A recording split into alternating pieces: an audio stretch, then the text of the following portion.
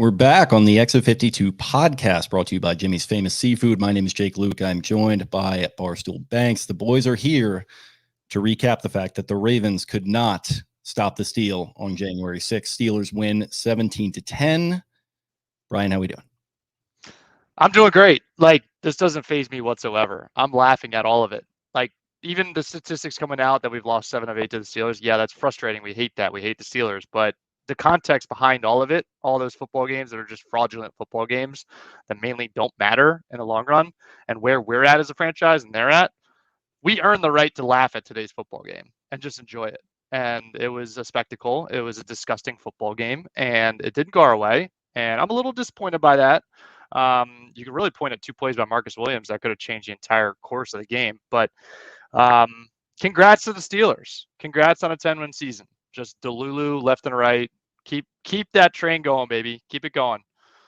Yeah, that's kind of what Spenny and I were getting into on the preview show. Like this franchise, Mike Tomlin, awesome coach, deserves all his flowers, I think, but this is just not going to be a serious franchise and a serious rivalry until they play a game where A, Lamar Jackson is healthy, and B, the Steelers have a serious option at quarterback.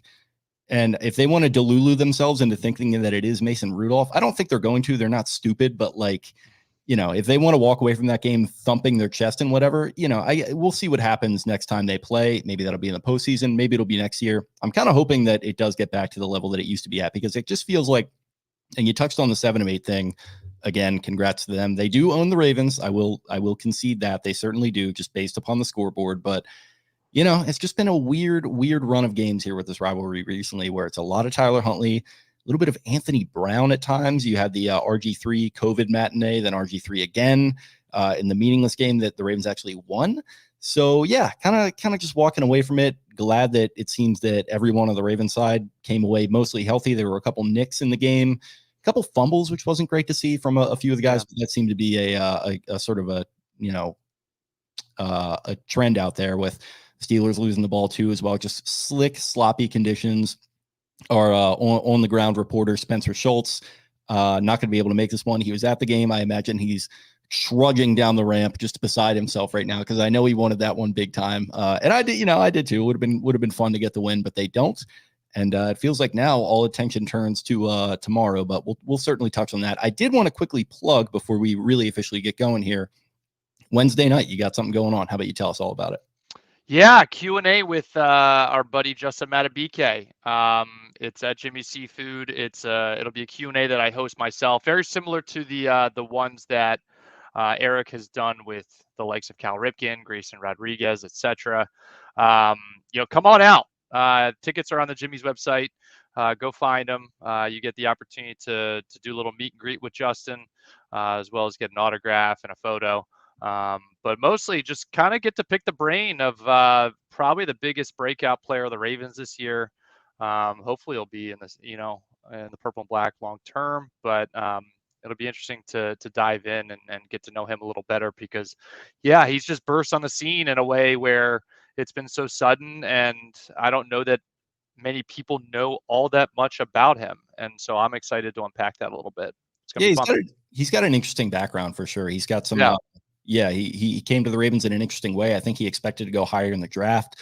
There's been some interesting stuff said about him behind the scenes too, and things that he's dealt with and everything. It just seems like a really good guy. He's worked hard to get to where he is. And the sack numbers, what did he wind up with this season? Do you have the number off the top of your head? I think 13. Yeah. So there you go. He got one today. Yeah. So it's insane for somebody in the interior.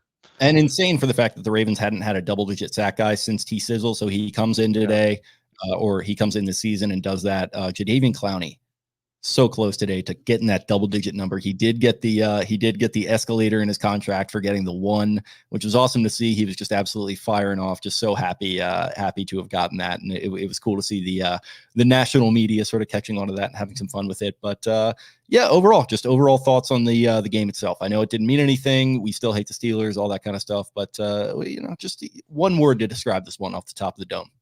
Slop fest. That's one word. It's just slop fest. Yeah, it was exactly what was forecasted.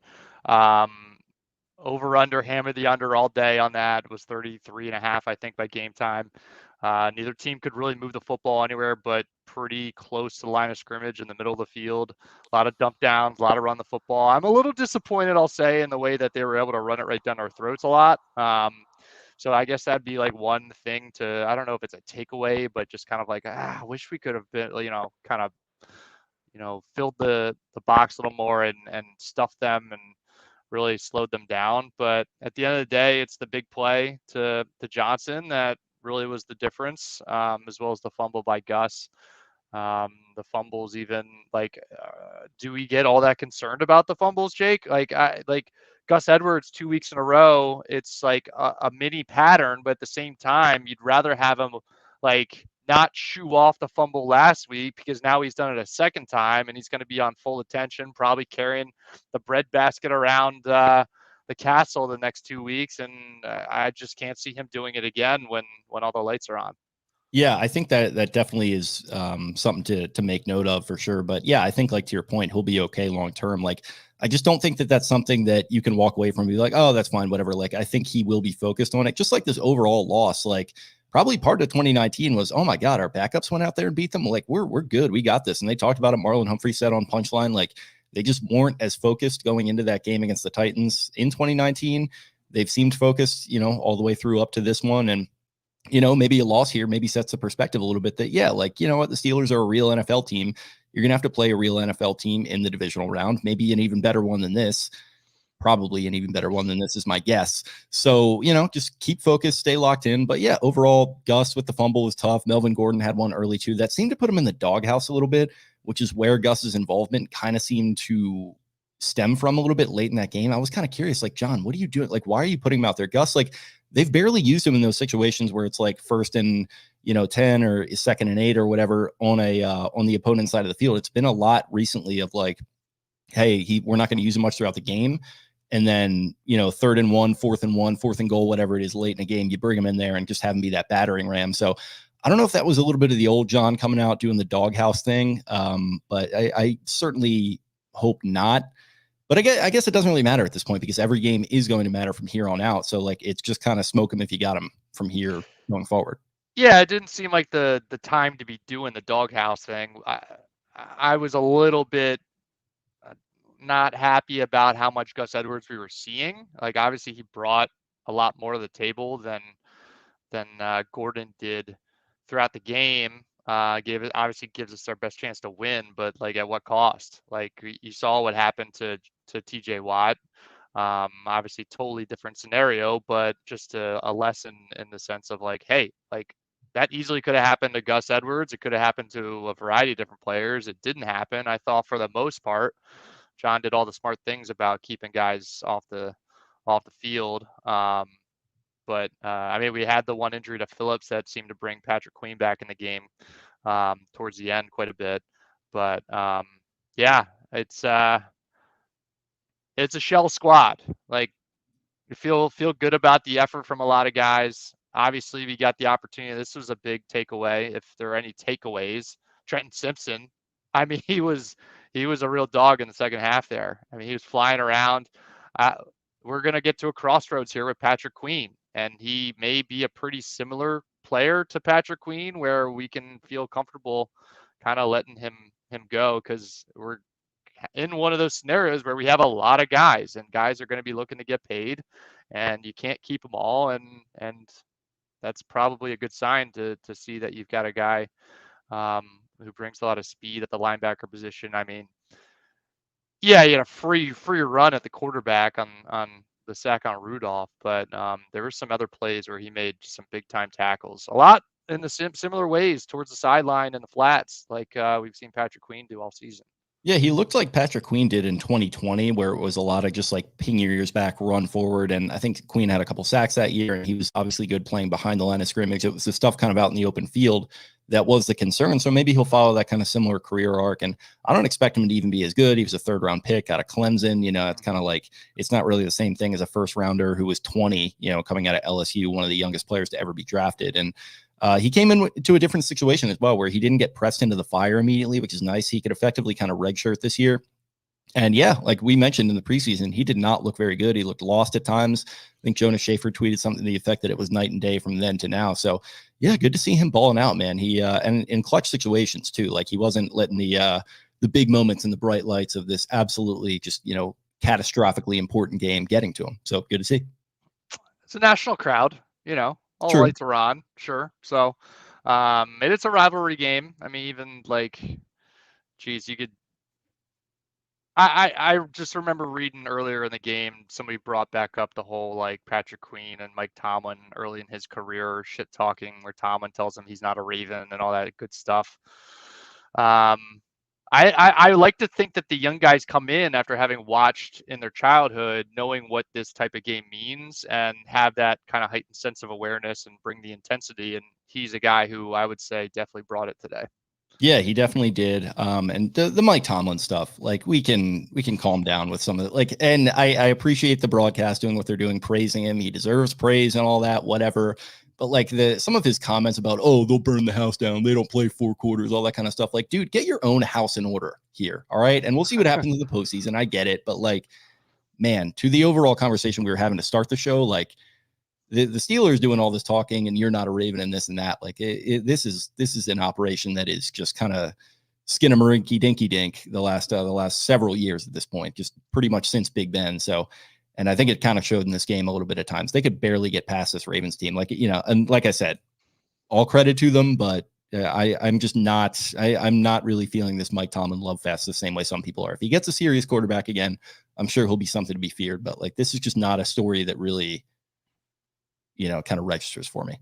Since Big Ben is kind of a little generous, because it's the last 3 or so years of the Big Ben era were, I mean, just more delusion about what he was capable of doing and when they needed to make a move on just at least pipelining a quarterback. So every chance I get, I bring up just like first couple weeks of 2019, Big Ben has that like elbow injury that takes him out for the year, and that's like high time to just pack it in and just see the writing on the wall.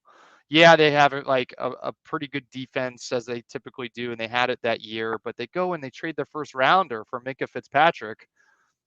Insane move. Like I said it then, and I've said it for 4 years now, and it's helped them to be a little more relevant with a kind of irrelevant team overall because of that big question mark at the quarterback position. And wouldn't you know it, the first 5 quarterbacks taken in the 2020 NFL draft, and they had a shot at a couple of these players when they picked in the second round, or at least one of them. But I mean, Joe Burrow first overall, Tua I think went 5, Herbert went 6. Jordan Love, who in the second half of this season, and I've watched a lot of Packer football games, including a game at Lambeau in November. He looks awesome. Like he really does. I mean, he still will make a throw here and there where it's kind of like, but he looks really impressive.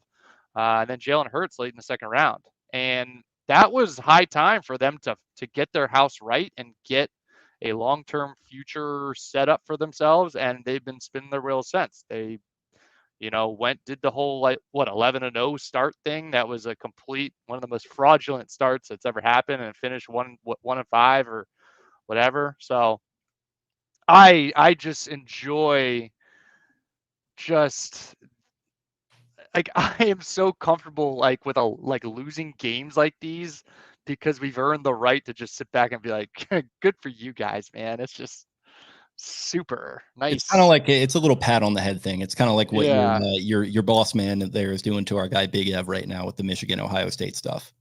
Yeah. I mean, I wish we could say that we're punking them along the way, and we're not. And yeah, the loss in early October was extremely frustrating. That sucked. And I suppose when you walk away from that game, like the You know what's Steelers are funny going to about have a that little bragging loss? rights there, but like, You know what's funny about that loss? I had the wrong box score up for this game because guess what the score was in that one? 17-14, Was that 17-10. 17-14? I think it was 17-10 off the top of my head, but I think it was or 17. 17-10. I'm Yeah. getting it mixed up. Yeah, no, my brain scrambled. So there you go. 2 games, both 17-10, both Steeler victories. And yeah, I mean, you had that first one. We can go back to that where the Ravens shot themselves in the foot so many times that I don't think they had a foot left. I mean, this was not a Plaxico Burress situation. This was like if Plaxico Burress had like a, MG42 and was just holding the trigger down. And then, we had this one, obviously, where it is Huntley and some of the guys were out there. I mean, you had Isaiah Likely scoring that touchdown. He just continues to look really, really good. So that was nice to see him bull through a couple of guys, break some tackles, and kind of keep his run of form going. So good to keep him fresh and ready for the playoffs, because I think he is going to be a big piece no matter who they play. And then I guess the question becomes, Mark Andrews, is he going to return at any point? I'd probably place my money on the AFC Championship at the absolute earliest, but it's a question to be put out there.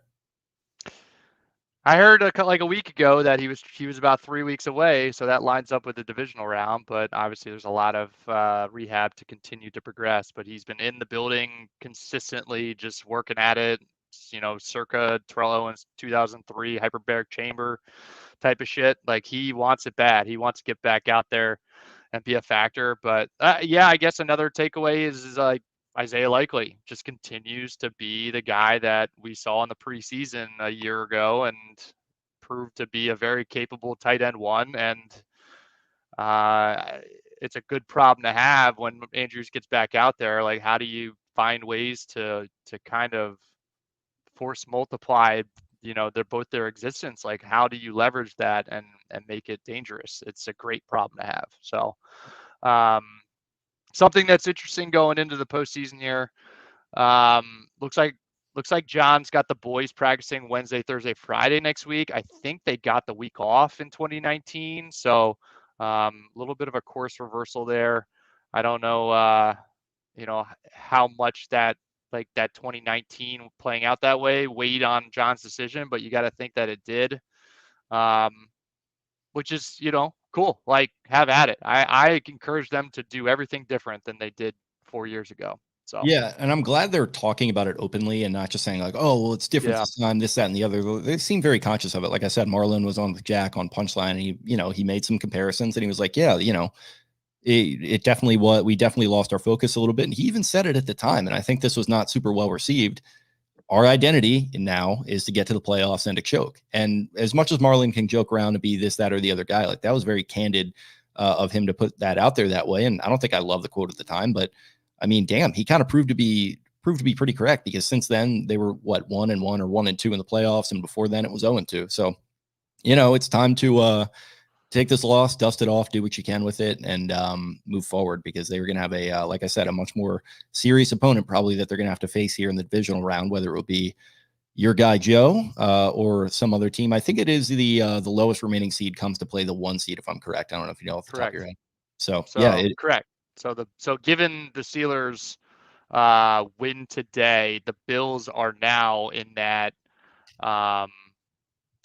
They're currently in the 2 or 7 seed scenario. There is no scenario other than, I think, a couple ties have to happen, some real wacky shit for them to land on the 6 seed. So they're either going to be 2 seeds, 7 seed, or out. Right. So that game tomorrow night always had big implications, kind of indirectly for the Ravens, just with the way that the seeding was going to play out, but even more so now. I believe if the Titans beat the Jaguars, the Bills are in the playoffs, and a loss to the Dolphins would put them in that 7 seed. I don't see the Jaguars losing that game with the division on the line for them. So realistically, it's going to be a Bills in or out situation tomorrow night, which is nuts, man. But that also, should it play out that way, I think leads to a Steelers would be in situation. So that almost becomes like, do you want the Steelers to make the playoffs at the price of, or the benefit of having the Bills out potentially? Or like, I would say unequivocally yes. I welcome them to. And in that scenario, if the Bills were to get booted out, the Steelers would be going to Miami. Which, like, there's a long shot. I don't see the Steelers beating the Dolphins, but if they do, guess who's coming to Baltimore? It's wild. I mean, this division was really something this year, with the Bengals fighting pretty much tooth and nail to the last minute there with Jake Browning, and they obviously don't get in. But I don't know if the math could have worked out that for 4 teams from the same division could get out now that they have the 7 seed. I guess it could in theory, but it would have taken a miracle. But yeah, I mean, you've got the Steelers. I think they're probably going to get in, would be my guess. And then obviously the Brownies have already locked it up. They rested their starters, or they will tomorrow. So yeah, it would be quite a story if Flacco were to come to town. It would be also quite one if the Steelers were to make it. But yeah, overall, I think you're kind of looking at probably a team like the Jaguars coming in there for that divisional round, which would be something. I know the Ravens kind of went into Duval and punked them last time, but they're getting Christian Kirk back, and they've got Trevor Lawrence. I know people have said some things about him. I've always been a big fan. Doug Peterson has obviously done this before. He's won a Super Bowl, so it's just one of those things where kind of like just like the team is going to do, you can't overlook any opponent at this point. Just kind of like it felt like they did 4 years ago. We're going to keep talking about it. And I think it's healthy to talk about it. You just got to play it one game at a time, 1 week at a time. And I feel like with what we've seen from Lamar Jackson on these mic'd up videos and everything that are coming out, it seems like he's locked in. He's got that mindset that he needs. And I do like the idea of practicing them throughout this week, at least halfway, because you just gotta, you gotta keep knocking that rust off and just, keep ready to go forward, because it's going to be a dogfight no matter what. I think whatever that divisional matchup is, I'm probably going to predict a close game. Yeah, exactly right. I can't overlook anybody. I don't think anybody had very high hopes for a Titans team that season. That, if I remember, yeah, no, they punked a bad Patriots team to get to the game where that brought them to Baltimore. I think realistically, like, I think the Browns do go to Jacksonville and beat them there, just with the way they're rolling. But gosh, there's so many scenarios that can play out, and it's nice to be in that seat where you just don't have to worry about it. And then, like, in 2019, there were 2 buys at the time, so like this 1 seed seat that we're in is an even better seat to be in than it was then. Yeah, no doubt. So yeah, overall, just going to be eyeing those playoff scenarios up. Are you doing your New York Times playoff predictor? You getting deep on that lately? Yeah, that's how I came to the realization of how the Bills can't be the 6th seed, and it's either 2, 7 or out for them. So I mean, that's kind of fun. So I don't know. The one thing that it doesn't give me, and I was looking for this during the game, that predictor or simulator does not have a tie option for games, because I was loving the idea. If this game, the Ravens and Steelers, were to end in a tie, I think that would almost be more satisfying, because that would just frustrate the shit out of them. Like, if they lost, they'd be like, okay, we're just like, all right, we just didn't have it and we lost, and that sucks. But a tie would just drive them nuts. Yeah. I wish I was looking to figure out what the scenarios would have been from there, but obviously couldn't figure them out. But then the Colts Texans game that's getting underway here, them tying would actually get the Steelers in the playoffs, which would be interesting. I maybe that's their one way to get to the 6th seed or the 7th seed, because I'm still trying to figure out what happens to the Bills if that tie happens. But I don't know, man. There's A lot of permutations to consider. I love a good permutation. Yeah. So yeah, I mean, we'll see what happens between the Stroud boys there and Minshew. That'll be a fun one. I'm sure we'll get to that shortly here. Don't want to go too long on this, but just a couple more notes. I thought Delshon Phillips looked really good alongside Trenton Simpson there as kind of a young guy to watch. And he's been, bouncing around the roster in and out a little bit, but got to watch to make the team next year. And then, like we mentioned, Geno Stone came up limping after a play. He went to the medical tent. He came out. It appeared to be everything was okay. And it looked like they never said anything on this, but did you see that long Justice Hill run where he kind of got up and he looked a little hobbled? I don't know what happened there, but nothing out on him yet. Yeah, I mean, he stayed in the game too. It was 2 minutes, so I think he had to, but yeah, it was kind of a funky situation. But Harbaugh did say at the podium, yes, it is a little too early to say, 100% for sure, but he feels as though they got out of that game unscathed. Some nicks and bruises, as would come, happen in every game, but none of the little things that happened along the way.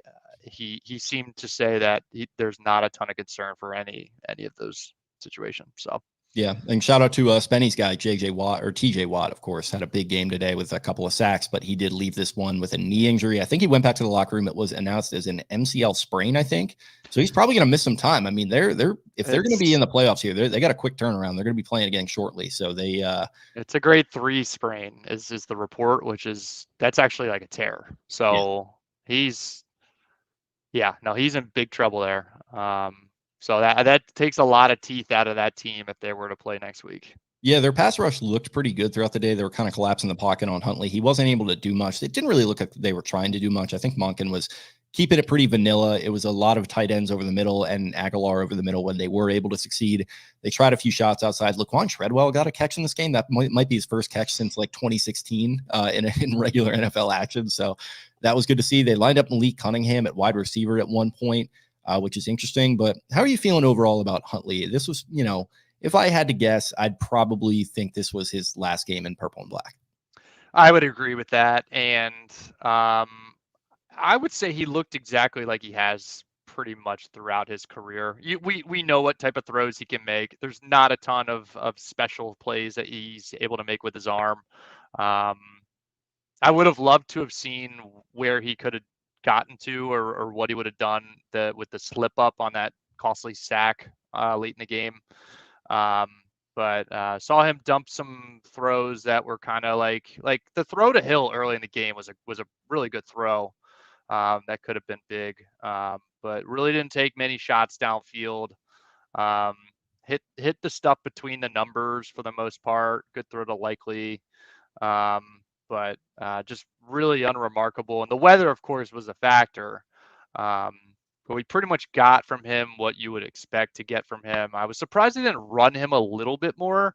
I don't know if that's just for preservation's sake, because he by all means he is the backup going into the playoffs, and I guess we got a little bit of a picture. God forbid if something goes sideways in one of these playoff games, happened in Buffalo, what that might look like.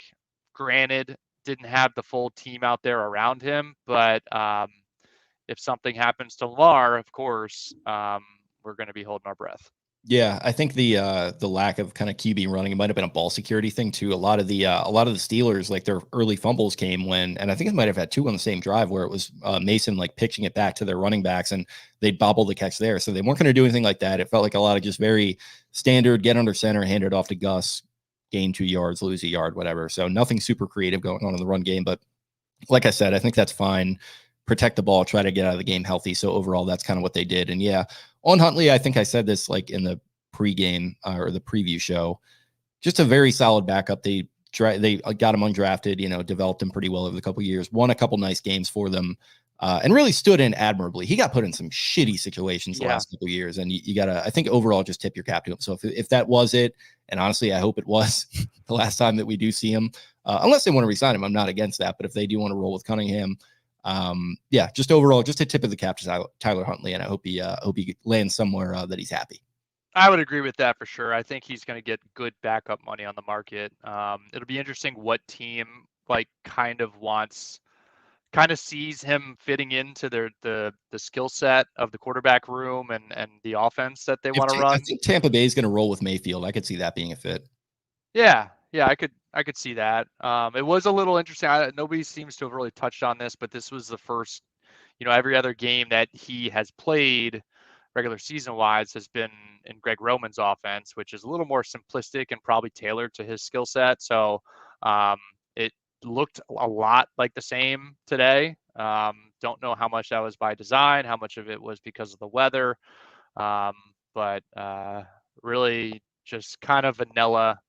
And it did seem as though we kept, we ran a very vanilla playbook today. Like we didn't really show anything. We didn't really do anything like crafty or unique. Like we didn't get Aguilar motion with any jet sweeps or anything like that. Like we just ran right up the middle for the most part.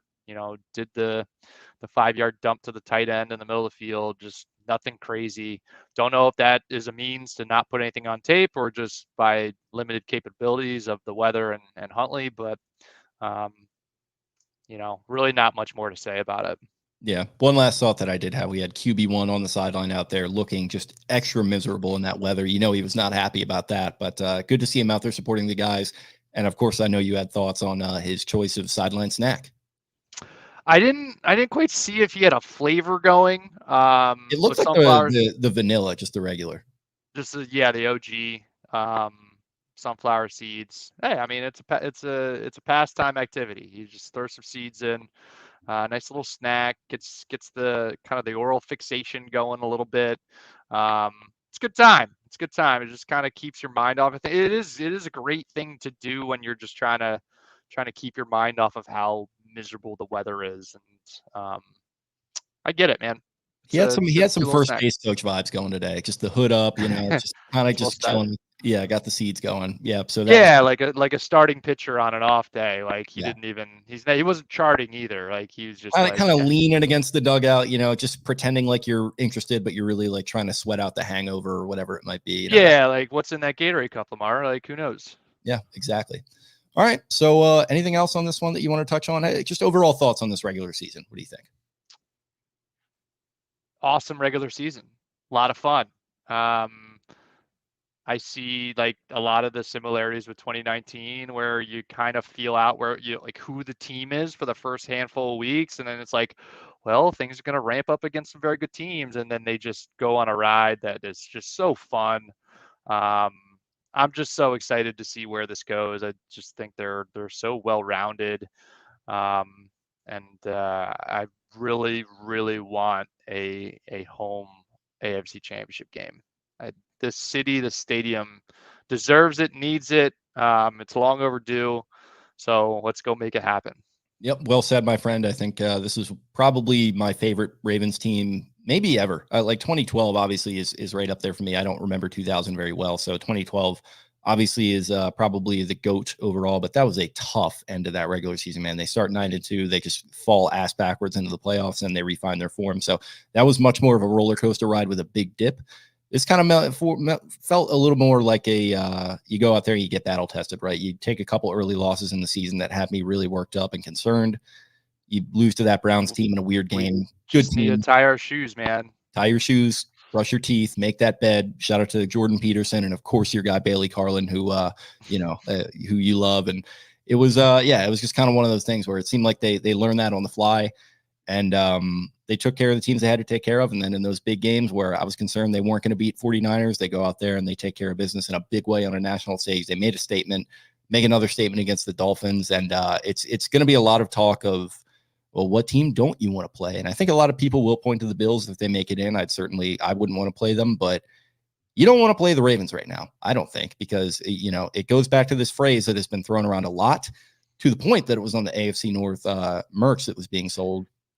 It's a lock it in, right? They feel locked into me. I'll say this too. 2019, I just the tailgate, the parking lot, the energy from the fans. Weird. We also were way too comfortable. Yeah. Like we came into the stadium and we're like, haha, we're in here for a show. We're gonna wipe these guys up. We're gonna be on our way. I think the stadium is going to bring it in a way that they did not in 2019. We got put on tilt pretty early, just like with the Mark Andrews tip pass and like some things that happened early that maybe took the crowd out of it. But I think that we're going to be pretty dialed in. Give me The bank. give me an afternoon game.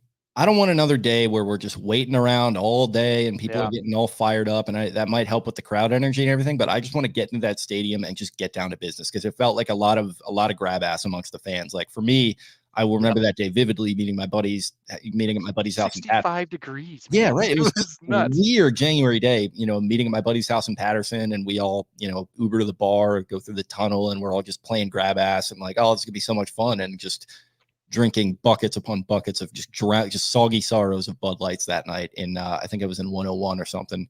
Yeah, just one of the unequivocally worst days of my life, and I've lived a very good life as that statement entails. But yeah, I just want to just get in there, get down to business, and then let's all just have some fun after it if they do take care of business. That's all I want. Well said. Yeah. Let's make the bank great again. There you go. Like we have won so many of our biggest games on the road as a franchise. Let's make some memories, man. Let's make Yeah. some memories at the bank. And they've been probably the best road team in the league this year. I think I think all their losses came at home this year. Is that right? Or did they lose to? No, they lost to the Steelers in Pittsburgh. So yeah, two 7-1, I believe, on the road. Yeah. 3-3 in the division, by the way. Yeah, that's wild. But I mean, that goes back to what I was saying about this division. I mean, this is a bunch of shit kickers, man. I mean, the Bengals were no easy test in that week 2 game. They really had to scrape and claw to get that one. And that was kind of the game where I was like, man, is this team different? Then they go to, they lose to the Colts and they lose to Pittsburgh. I'm like, maybe not. And then, yeah, they proved me wrong. And they did it to the point on the road a ton. So yeah, get back at home, get a fire going, get yourself feeling nice and comfortable and just get to work, man. Put that hard hat on. So that's pretty much all I've got on this regular season, which, like I said, probably my favorite, or at least among them, of my 28 years of life now. Yeah. And final note, I did float out there about 15 minutes before game time. I did start this mustache as a Movember type of thing. Was kind of like, oh yeah, I'm feeling it. I'm vibing with it. And I said, okay, well, if the Ravens lose, I'll take it off. We'll just do that. And they didn't lose until we got to today. So I was kind of like, what do I do? This is a fraudulent game. This is a nothing burger of a game. And the responses, which I'd already made up my mind, but I just kind of want to stir the pot, see what people said. The responses were, yeah, no, you got to keep the mustache going. This game means nothing. And so the mustache is not going anywhere. We're riding this thing all the way to Vegas. Love it. Yeah, I cut the beard, I think on Jan 1, just a little, let's start this thing over, see what we can do with it. So I will not be shaving until the Ravens lose or don't lose. We'll certainly see what happens. Not going to get too ahead of ourselves, but this face will not be touched by a razor of any kind, hopefully, until February. So we'll see. We'll certainly see what happens. But yeah, I guess that's all we got then. One more time, wanted to give you a chance to go ahead and plug your event on Wednesday night, which I hope to be in attendance for. Yeah, Jimmy Seafood with Justin Madubuike, where it's a Q&A type of deal, autograph, get a photo with him. But I'll be hosting. I'll be doing maybe half hour, 45 minutes, taking some questions from the crowd. Eric did it with Cal Ripken. Did another one with Grayson Rodriguez. It's a lot of fun. It'll be a good opportunity to get to know, a guy who's really come along this season. So I'm fired up for it, and you should come out for it. Tickets are on the website, Jimmy Seafood. Great presenting sponsor. They're good friends of ours for a long time. It's on Wednesday, 7 p.m. I don't know that I said the night, so come on out. There you go. Wednesday, January 10th. Get your tickets, jimmysfamousseafood.com. Check that out. Thanks to them, as always, for being a great presenting sponsor. Anything else? There is another one in the pipeline that will be happening as well. So if you can't make it Wednesday, I think we got another player lined up for the following week. So. Yep. Watch this space. So yeah. Thanks to them as always. Thanks to our other sponsors, Fed Thrill. Promo code EXA52 is at 20% off. 20% off. There you go. And then we've got Black Eyed Susan Spices as well. They've got some fun stuff going on. Hit up their website for some great stuff. EXA52 for 10% off that. And check out participating Ace Hardware locations to pick their stuff up in person, should you so choose. Thanks again for tuning in after this weird game. For anyone in attendance at the game, I just wanted to quick salute. There was no way I was going to make it out there today. I didn't have my free ticket on offer, so I didn't press the issue. I'm sitting in here. I strained my lower back somehow, so I've been hobbling around the house all day. Our water has been turned off because we had a leak, so we're working on that. I haven't showered in like 24 hours at this point, so I've just been playing hurt, man. It's been quite a day for me, but it's okay. Way to gut it out. Yeah, this is my flu game. So, like you said, on to Festivus. It is time. We're going to have plenty of content in the run up to that. So be sure to stay tuned to X52. If this is your first time tuning in, or if you're not subscribed, hit that subscribe button on the YouTube. If you're listening on pods, that's great too. Go ahead and subscribe there. Leave us a review.